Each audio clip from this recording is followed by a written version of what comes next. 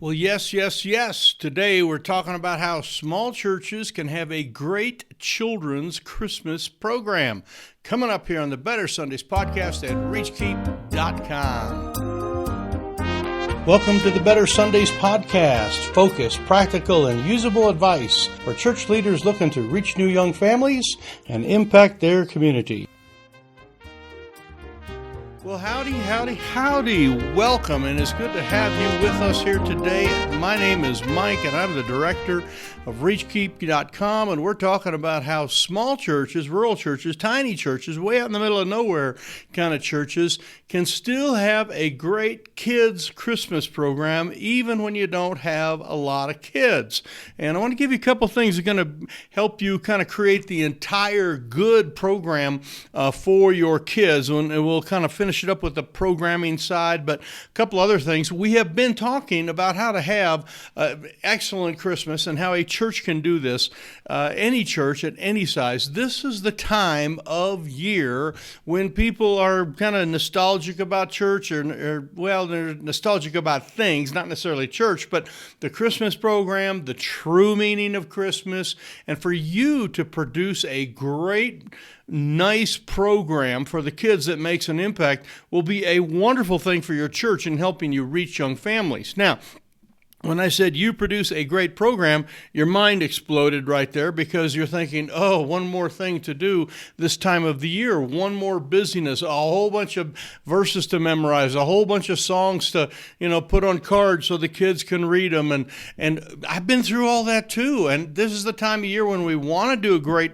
stuff for our kids. We want them to understand Christmas. We want them to be involved in the programs and get up there and do stuff. And it's awesome. We want all that to happen, but it's like, are we going to be able to pull all that off? Well, I'm here to say that, yes, you can pull it off, and I'm going to give you the way that we've done it.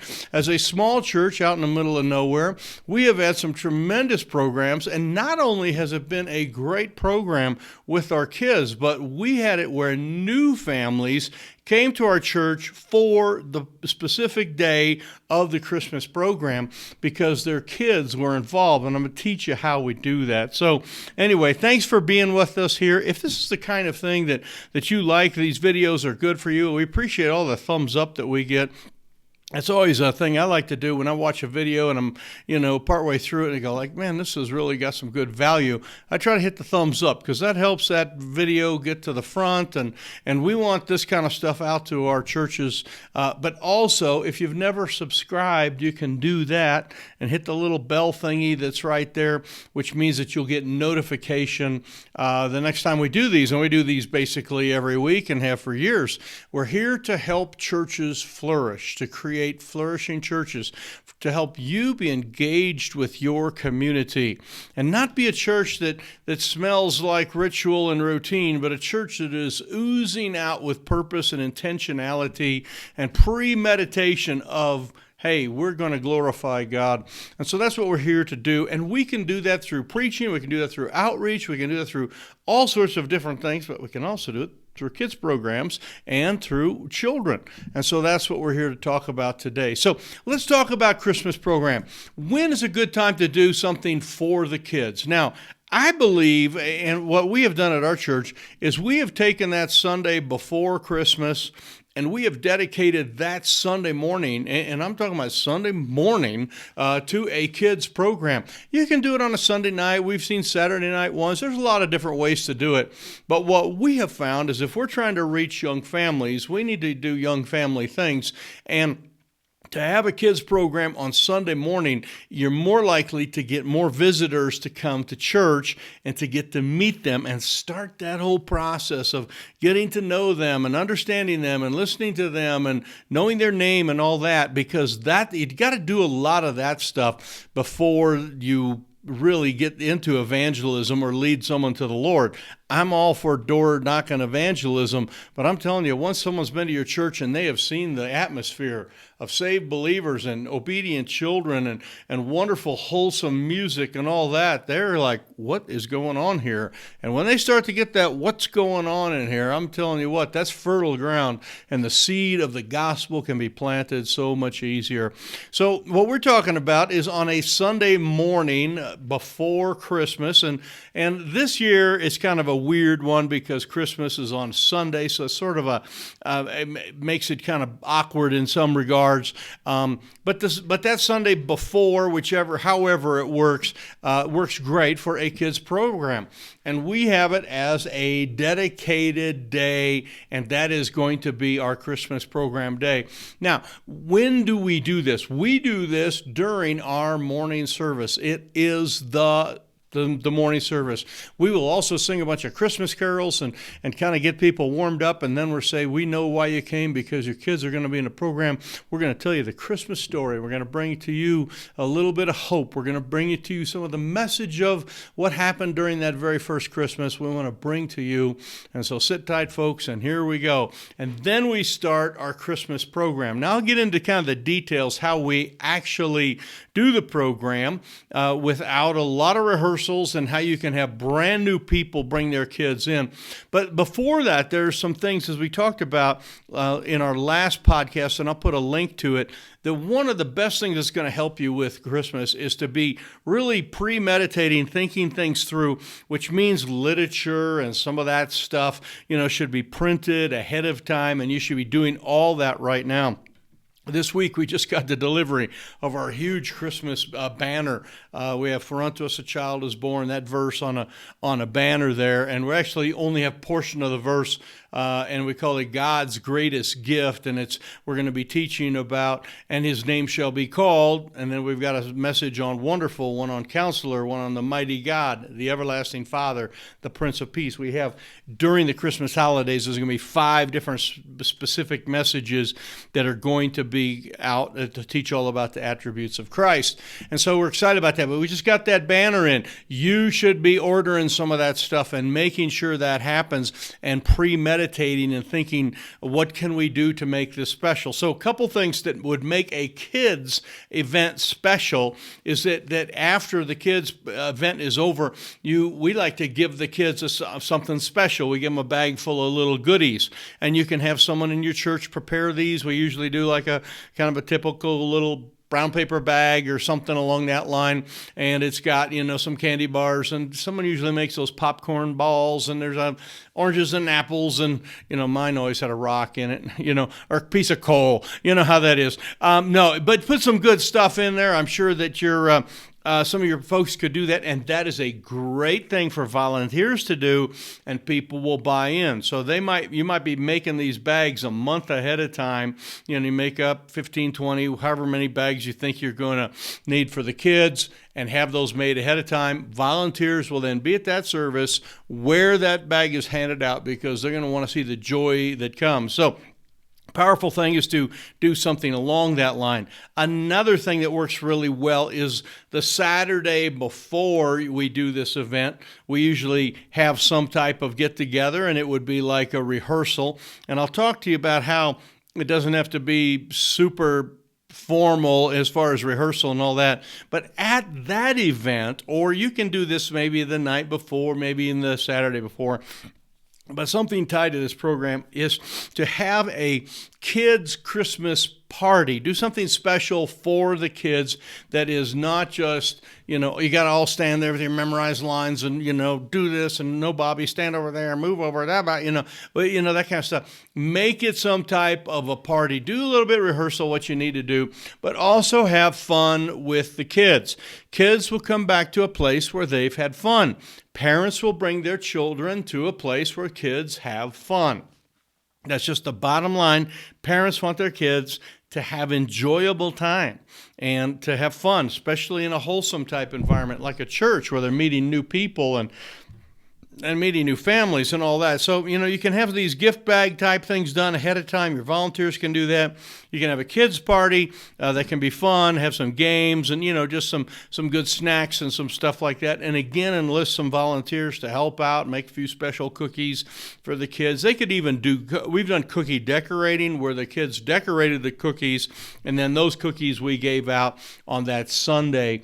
And again, a kid and a parent are going to be at the church where their kid decorated cookies, okay? It just raises your percentages of getting these folks back. So some powerful stuff can go on there ahead of time.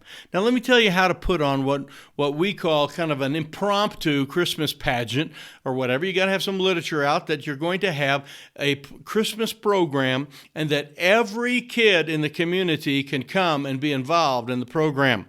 One of the downsides of a traditional program, and if you do this and you have just your small church and your regular people and, they're there every service and they got time to memorize the lines and memorize all the words and, be great little actors, I'm for it. I think that that's great. But I want my Christmas program to probably be more than half the kids in the program never been at church before. And if that's the case, they're not going to have time to memorize the lines. They're not going to necessarily know the songs. They're not going to know some of those things. So how do you kind of make some of that happen?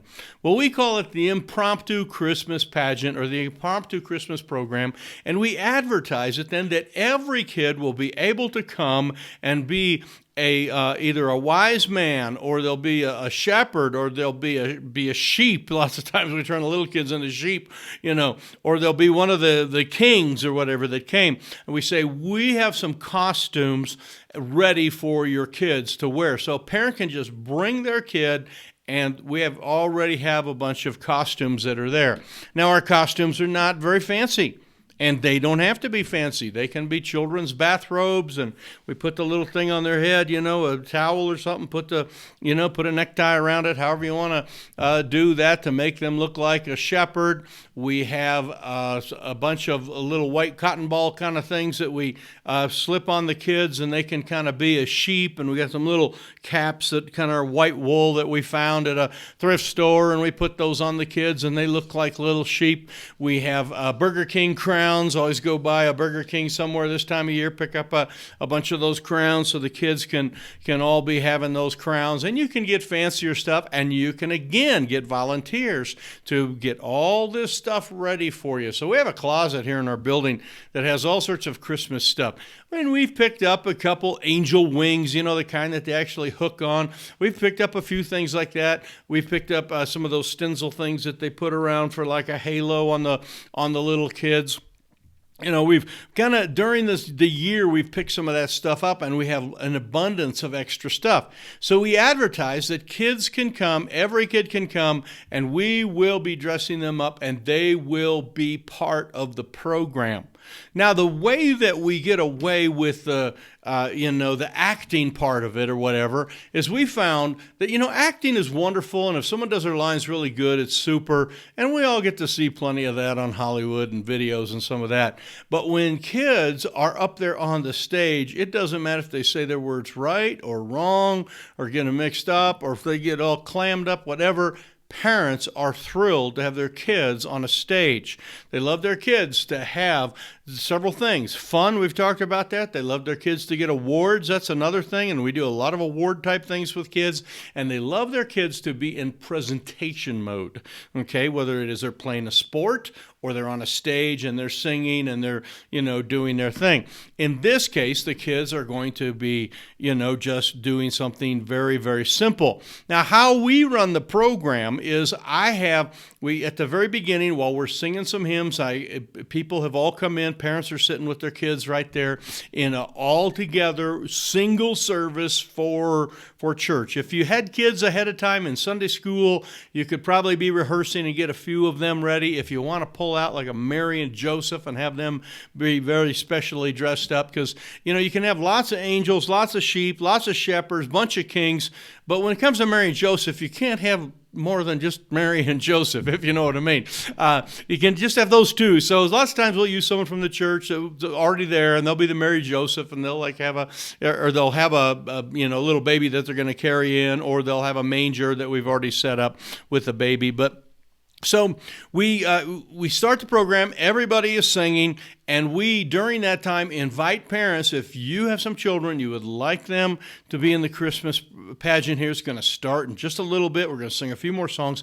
Just step to the back during this next song, and one of our folks there will help you out. And so many times the mom or dad will, with their kids, these are brand new people, never been to your church before. It's awesome. But they came because they want their kid to learn the true meaning of Christmas and get in a Christmas program. And their kid will walk to the back there with the parents, and the parents will go back, and you got like a couple of your adults ready, and they right this way, and they step out to the back of your auditorium area, and over in a corner there somewhere, we have all these costumes set up.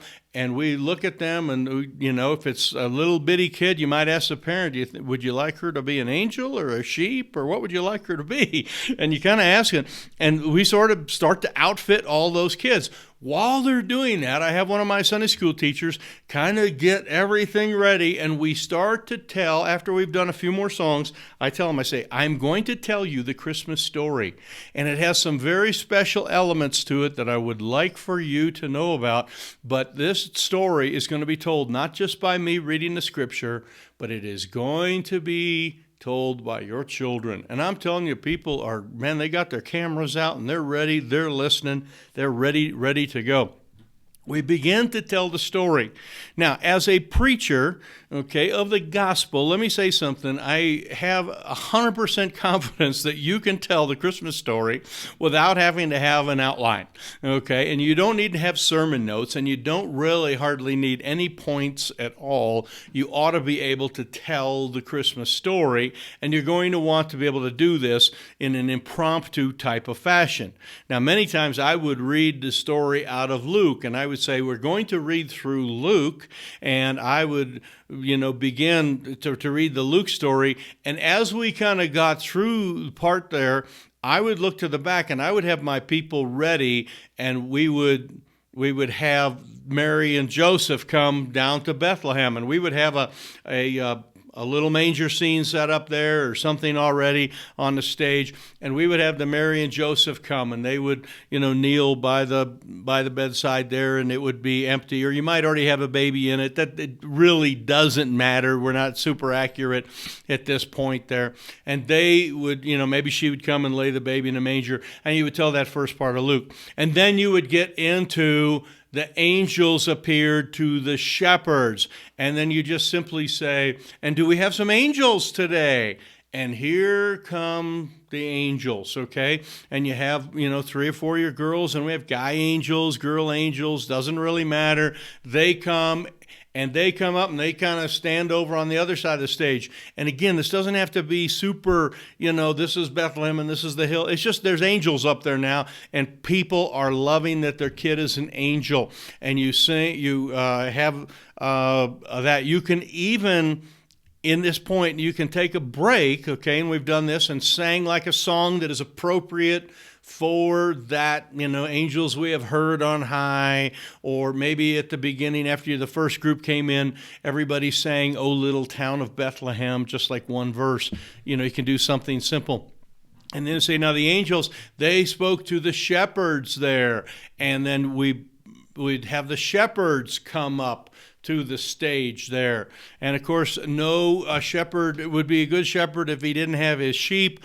And then we have some of the sheep come up. Now, one of the coolest things that you can do here is you can make sure your nursery people understand and they're ready for this, and the moms are ready for this, is we've had some of the little bitty babies, and we put the little cap on them, and it's got like a couple little ears on it and a couple little cotton balls. That's really all it is. And we have had them, the nursery workers have just walked up, or the mom can walk up to the stage with their little baby, and those those are the little baby lambs.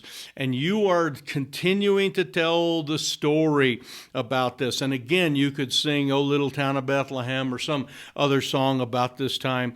And then you say, now in the book of Matthew, we find another account, and we believe this to be a little bit later, but we're going to put it into the story here today. And we had the kings come, and then the kings, you'd have a bunch of guys dressed up, with their Burger King hats on and their robes, and they would come up there, and now you have the entire Christmas thing up there, and I'm telling you, it's like a fantastic, awesome moment, because you're up there with all these kids, and people are clicking pictures and some of that, and you have told the Christmas story, and you've chewed up to 15-20 minutes doing this. Now there's a couple ways to add some things, some seriousness to it, and if you want to do this as a pastor, that would be kind of up to you. What I have done sometimes is, as they have come up, I have had a couple of the people carrying a present, and it was just like a piece of cardboard that was wrapped like a present, and it has a word on the back side of it that I'm going to reveal in a little bit. I know we have some of these around. I went to look for them. I couldn't find them, but I did find one from another time.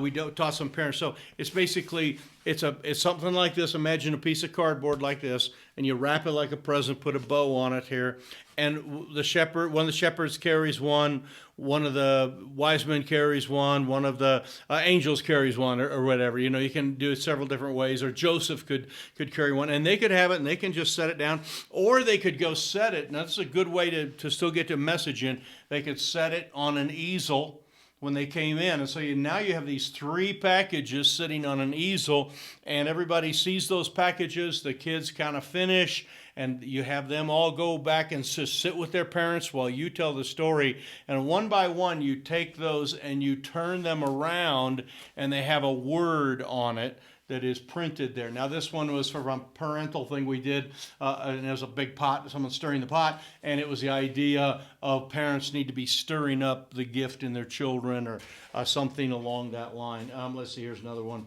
This one's for parents. They understand that their job is to be steering, if you can read that. It says steering their children. So you can have like 3 of those, and when they come up, they set it on the easel. It still looks like a picture, and then you can simply talk about, like, for example, the one that Mary and Joseph, and now everybody's sitting down, you say, and let me kind of conclude this Christmas story and tell you what it's all about, because there's so many great lessons here. In fact, we want you to come back to our church. We have some great stuff we're going to be teaching in January, lessons on life and how your family can be strong, and there's going to be some great things. But when Mary and Joseph went up there, one of the lessons that they learned, and you go over to that package and you turned it around, and on the back side it would say like guidance, or the word guide, and you can leave that, set it right there then. So you just set it on the easel, boom, right there, and the word guide is there. Mary and Joseph needed a guide. They were going through a rough time in their life, and they needed a guide, and perhaps you and your family, you need a guide as well. Let's see, what can we learn from the shepherds? And you go and you flip that one over, and maybe it would say like obedience. They obeyed. They went to Bethlehem when they were supposed to. Okay, and you have that. And then maybe the one that the king brought, you'd flip it over, and on the backside, it would have like the word hope. And they would say that we are hoping for someone in our life that we can praise and we can worship, and someone that is greater than I, because we know in our life that we can't do it all. We need to have hope in something that is bigger than us, and perhaps you as an individual have no hope. And during this Christmas time, you can get the gift of hope. You may get a lot of other presents, but you can get the gift of hope. Boom, boom, boom. You go right into the gospel right there. This is an impromptu Christmas program. It works excellently. That is the only message that is preached during the day. When it is done, then we would all like sing Joy to the World, or, some collective song like that. But kids don't have to have a bunch of lines. They don't have to sing memorize a bunch of stuff. And anybody can come to the program and can get involved. And I guarantee that if you figure out how to do one of these, that you will never go back. They are the most awesome thing, because you're bringing in new people. and you're letting them experience the joy. And when parents' kids have just gone through all this, and they were dressed up that way, and there's photos getting sent off to grandma and grandpa and all that, now you have a wide open door to reach out to those parents and to reach that family for the Lord Jesus Christ. Reach them with the gospel, see them disciple, see them change, see their life totally turned around because you ran a Christmas program. Now, is this stepping out of the norm? Yes. Is it abandoning the Word of God? No. In fact, it's actually making the Word of God much more applicable, I feel, because it's bringing it down to just these simple few words and very simple type thoughts. And when we do that, we really can resonate with somebody. The words don't have to rhyme. They don't have to be alliterated. They don't have to have a Bible verse with each one of them. The word hope is all over in the Christmas story, and obedience and all that. And so we've done a variety of different things like that. We've had like all the kings brought up, and they had like 8 different words. And we had one time where they all had letters, and we rearranged the letters and spelled different things. You can figure this out. This is a great way that a small church can reach young families and reach new people. If this has been helpful to you, subscribe and share. Follow the rest of the videos that are at the end of this. We're going to talk a little bit more about some things coming up here. There's the one on candlelight service. We're going to do another one on that. We're doing another one the one on literature and how to premeditate, all the different things. But this is Mike at Reachkeep.com, and my goal is to help you flourish. And I hope that this has been one of those things that really, really helps you do that. So from me to you, have a great holiday season, a Merry Christmas, and Happy New Year, a good Thanksgiving, whatever else you kind of cram into the season. There's a lot of great stuff. But most of all, may you have a flourishing church that serves the Lord with gladness. So it's Mike at Reachkeep.com at the Better Sundays podcast, signing out. We will see you next time right here at the same time. Thanks. God bless.